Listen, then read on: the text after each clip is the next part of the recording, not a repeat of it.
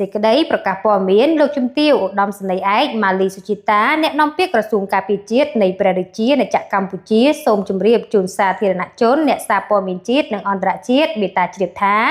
នៅរុស្ស៊ីថ្ងៃសៅរ៍ទី22ខែវិច្ឆិកាឆ្នាំ2025វេលាម៉ោង 14:10 នាទីក្រុមការងារសម្របសម្រួលអ្នកអង្កេតការណ៍របស់ក្រសួងការពារជាតិនៃព្រះរាជាណាចក្រកម្ពុជា CLG បានសម្របសម្រួលជូនក្រុមអនុព័ន្ធយោធាបរទេសប្រចាំព្រះរាជាណាចក្រកម្ពុជា Military Attached Group អោភ្នំពេញ MACPP ចុះទៅសួរសុខទុក្ខដល់ប្រជាជនស្លូតត្រង់កម្ពុជាដែលជាជនភៀសសឹកស្នាក់នៅបណ្ដោះអាសន្ននៅវត្តច័ន្ទស៊ីសាមគ្គីរតនារាមស្ថិតនៅភូមិគោបកើតឃុំគោបស្រុកអូជ្រៅខេត្តបន្ទាយមានជ័យ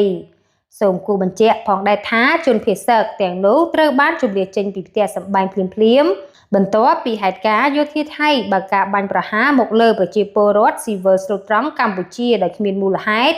កាលពីរុស្ស៊ីថ្ងៃទី12ខែវិច្ឆិកាឆ្នាំ2025វេលាម៉ោង 15:50 នាទីនៅក្នុងភូមិព្រៃច័ន្ទឃុំអូ3ជាន់ស្រុកអូជ្រៅខេត្តបន្ទាយមានជ័យដែលហេតុការណ៍នោះបានបណ្ដាលឲ្យប្រជាពលរដ្ឋរងរបួសធ្ងន់ចំនួន3រូបនិងបាត់បង់ជីវិតនៅកន្លែងចំនួន1រូបផងដែរអាស្រ័យដូចបានជម្រាបជូនខាងលើសូមសាធារណជនអ្នកសារព័ត៌មានជាតិនិងអន្តរជាតិជ្រាបជាព័ត៌មានថ្ងៃសៅរ៍2កើតខែមករាឆ្នាំម្សាញ់សប្បុរស័កពុទ្ធសករាជ2569ត្រូវនៅថ្ងៃទី22ខែវិច្ឆិកាឆ្នាំ2025ប្រភពពីក្រសួងការពារជាតិផងដែរតកតងទៅនឹងព័ត៌មាននេះក៏បានបញ្ចប់សូមអរគុណក៏សូមជម្រាបលា